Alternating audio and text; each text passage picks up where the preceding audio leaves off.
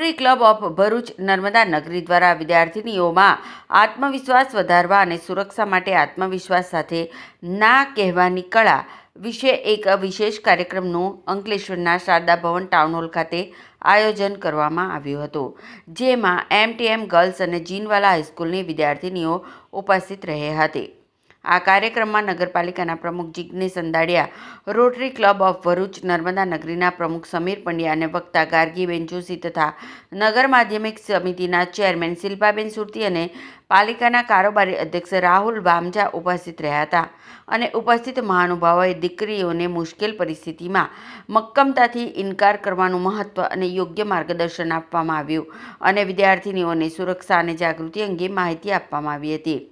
આ કાર્યક્રમમાં rotary Club of Bharuch Narmada નગરી દ્વારા વિદ્યાર્થીનીઓમાં 200 જેટલી છત્રીનું વિતરણ કરવામાં આવ્યું હતું. આ કાર્યક્રમમાં રોટરી ક્લબ ભરૂચના સેક્રેટરી શૈલેન્દ્ર રાણા અને જનક શાહ સહિત શિક્ષકો અને વિદ્યાર્થીનીઓ ઉપસ્થિત રહ્યા હતા.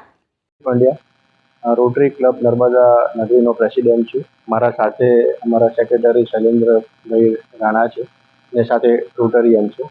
આજે સ્કૂલના માધ્યમથી અમે લોકો એક પ્રોગ્રામનું આયોજન કર્યું છે, જેમાં અમે દીકરીઓને આત્મવિશ્વાસ સાથે ના કહેવાની કળા પર અમે એક સેશન રાખીએ છીએ.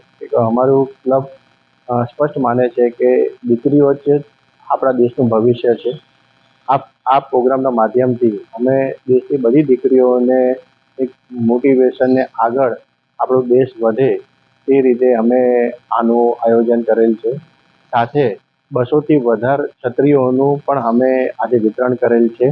અમે છત્રીઓના માધ્યમથી દીકરીઓને એ સંદેશો આપવા માગીએ છીએ કે આ છત્રી તો આજે તમારો વરસાદ રોકી શકશે, પણ તમારા જીવનમાં ઘણા બધા પડકારો આવશે, તો એ જ આત્મવિશ્વાસ સાથે તમે બધા જ પડકારોનો સામનો કરો અને આપણા ભારત દેશની પ્રગતિમાં તમે સામેલ થાઓ.